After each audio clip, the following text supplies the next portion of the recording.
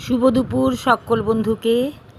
আমি কাঁচা কলা ও আলু কেটে নিয়েছি। কাঁচা কলাটাকে হলুদ জলে ভিজিয়ে রেখেছি, আর বাটা মাছ এনে পরিষ্কার করে ধুয়ে ভেজে তুলে নিলাম। অন্য একটা কড়াইতে আর একটু তেল দিয়ে তার মধ্যে দিয়ে দিচ্ছি একটু বেশি করে জিরে ফোড়ন, কারণ জিরেটা আমি তুলে রাখবো। এই জিরেটাই আমার মশলা।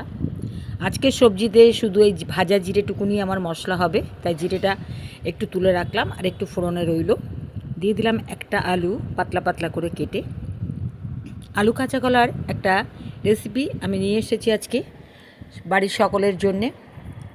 বুড়ো বয়স্ক, বিশেষ করে যারা অসুস্থতা বা নতুন বেবি হয়েছে সেই সব মায়েরা, যারা ছোট বাচ্চা, তেল মশলার ঝাল বারণ, বয়স্ক বুড়িমা 60 বছর 80 বছর কোনো ব্যাপার না বাড়িতে, তাদের জন্য এই রেসিপিটা। কাঁচা লঙ্কা দিয়ে দিলাম একটু নুন হলুদ, একটু ভালো করে ভেজে নেব, তবে খুব বেশি না, কিন্তু 60% ভাজা হবে। আর তারপরেই কিন্তু আমি গ্রেভির জন্যে জল দিয়ে দেবো 60% ভাজা হয়ে গেলেই। আলু কাঁচা কলা ভীষণ উপকারী একটা জিনিস। আপনি বাড়িতে কি দিয়ে তরকারি করবেন, অসুস্থ রোগী, বাচ্চা মানুষ, বুড়ি মানুষ যারা আছে বাড়িতে, কি দিয়ে খাওয়াবেন, কি রান্না করবেন, সত্যি আমাদের ভাবতে হয়।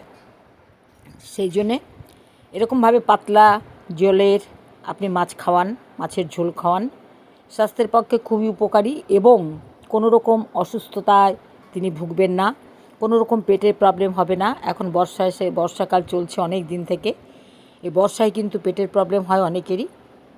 মাছ দিয়ে নামিয়ে নিন, গরম গরম ভাতে পরিবেশন করুন। বেশি মাছও লাগবে না, এতে অল্প মাছের ঝোলই হয়ে যাবে। এই জিরেটা হাতা দিয়ে আমি পিষে নিচ্ছি, ভাজা জিরেটা মাছের ঝোলটা এর মধ্যে নামিয়ে নেব। একটা খুব সুন্দর স্মেল এতে আসে। কোনো রকম মশলা নেই, সম্পূর্ণ মশলা ছাড়া আমার এই মাছের ঝোল।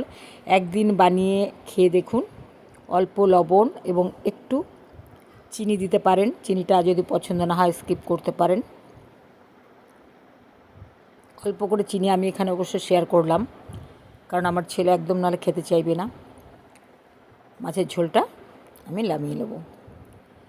এই কাঁচা কলা আলু দিয়ে এরকম মাছের ঝোল আপনি অন্য মাছ যেগুলো জ্যান্ত আর কি, শুধু বাটা মাছ না, অন্য মাছ দিয়েও আপনি করতে পারেন এবং হয়তো করেনও, খানও। কিন্তু কাঁচা কলা অনেকেই এইভাবে ঝোল খেতে চায় না। অনেকে আবার বলেন কাঁচা কলার ঝোল, মাছের ঝোল কেমন হবে পেঁয়াজ ছাড়া, কিন্তু না, ভালোই হয়। জ্যান্ত মাছটা হতে হবে। লাইক কমেন্ট শেয়ার করে সঙ্গে থাকবেন। নমস্কার, আবার দেখা হবে।